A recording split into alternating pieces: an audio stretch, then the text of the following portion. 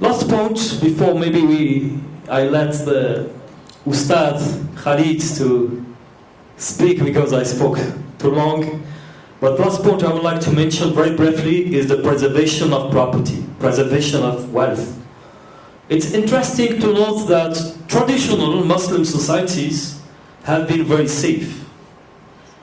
Even a few years ago, in my short experience of life, I remember having been to West African countries, like in Mali with luggage, not a luggage, but a backpack, and you know, my money, all things, and sometimes you cannot carry on you. So of course I was very careful, but it was in Bamako actually, capital of Mali. Very poor city, very poor place. People live, sometimes, you know, you live with a family, they eat once a day at 6 p.m. So you have to wait till 6 p.m. to eat a bit of rice, a bit of cereals. Of course, no meat, not even vegetables. Most of the kids are sick because of that. They have a big bottom because of the lack of nutrition. It's so poor. But you go from a Western wealthy country and people to tell you, don't worry, here you can leave your bag.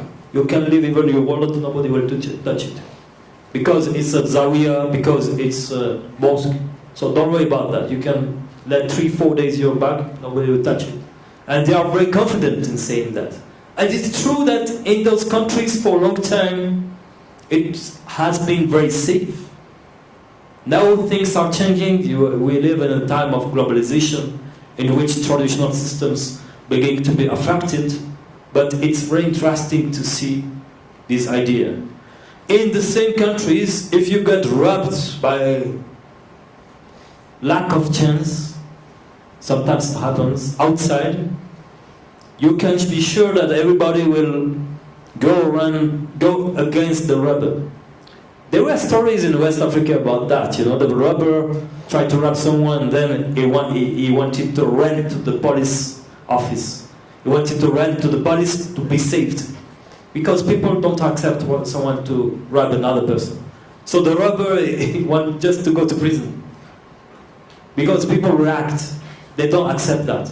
In Islam, we don't accept that we rob anybody. Even if we are poor, we cannot rob a rich person. It's not the system. And it's something that has been very powerful in societies. My last word for now is that Islam preaches wasatiyya, middle way, balance, no extreme. When we speak about hudud, a very small part of a Shariah, which means sentence, punishment in terms of offense, it integrates an amount of violence. Violence is never suitable. Violence is not what Islam wants. But in all human societies, there is a part of violence management. For instance, every state has a part of violence, meaning that if you commit a crime, they arrest you, they send you to jail. That's violence, institutional violence, which is never nice, it's never suitable, but it's part of this human life. And Islam, as a pragmatic model for the benefit of protecting humans, also imply this idea. But again, the most important thing is rahmah. As Ibn Qayyim say, all Sharia is around the idea of justice, adl, and rahmah, mercy and compassion. So I'm sorry, Ustad, that maybe I spoke a bit long.